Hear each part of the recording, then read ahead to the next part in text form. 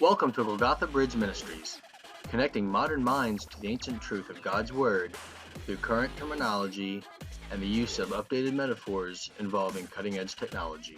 Feel free to browse the videos and articles to learn more.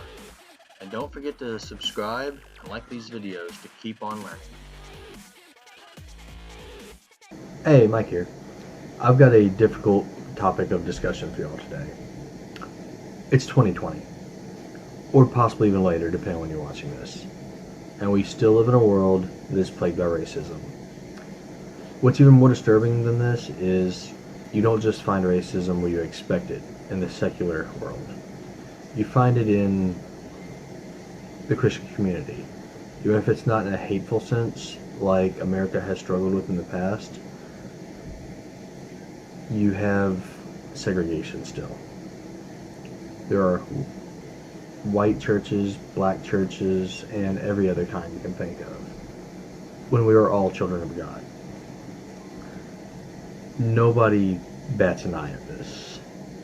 If you would replace the word church with the word school or water fountain in any of those statements, that'd basically be a hate crime, as it should be considered.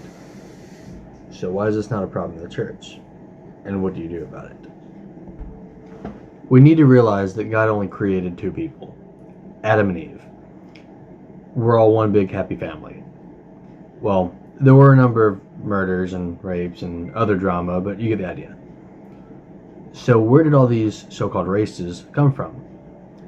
Well, if you asked, there really aren't more than one race. Many modern nations with medium brown skin people, such as India, for example, is actually a great one.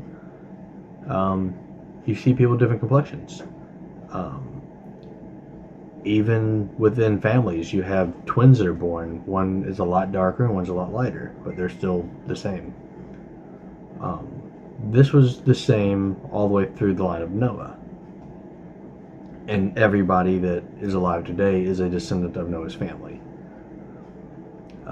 Ham was the darkest of Noah's sons, and he founded many African nations.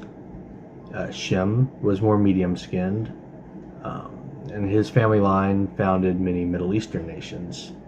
Japhet, I have a hard time pronouncing that name, was the lightest-skinned son, and he founded many European nations. Still, at this point, we all spoke the same language, likely some Semitic, likely pre-Hebraic language that has been long lost to history. The splitting of nations by region and family happened. This actually happened at the Tower of Babel due to the reason we were building it, not the fact that we were building it. That may have reinforced specific racial genes, such as the MCR1 gene, which controls the shape of your nose for breathing in cold versus hot air. Just a very minor difference. And it can be of benefit in different methods to different environments. Still, at this point, we're all the same human beings. This gene also controls melanin retention in the skin. That's the brown pigment that is in all human skin. So that's weird, isn't it? Melanin is a pigment that gives human skin color, and we all have it, and it's brown. There is no white or black pigments for human beings. While this explains the skin of a brown person, it doesn't explain black or white. Why not? There aren't any. Seriously, all human beings are brown. I've seen one good movie. I'm not going to name it here, but a person was meeting up with some of his friends to work on a musical related project, and somebody was shocked that the guy was white, and his buddy said, "Oh, he ain't white, he's just light skinned." I think that's actually a great example of how it really works. So where am I?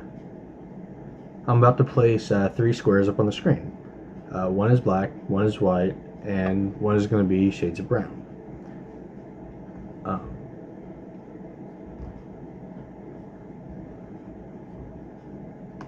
Go ahead and hold your skin up to whichever one you think you are.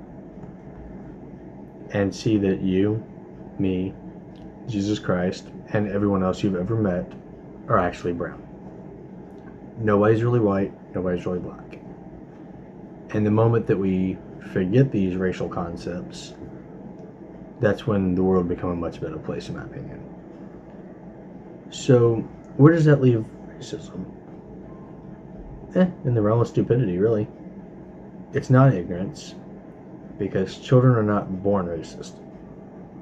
It's a stupid lie that's forced into people and holds us all back from loving one another as God intended. Yes, God divided our species among nations and language, but He didn't do it to racially segregate anyone. Anyone that believes that is mistaken. In fact, you can see in the gospel, Jesus is trying to reunite various groups of people through God's loving grace. One well-known example of this is the Jews and Gentiles. So basically, don't be racist. Love your neighbor. That's all I've got. Thank you for watching. And don't forget to like, subscribe, and click the bell, and check out the links below. Have a blessed day.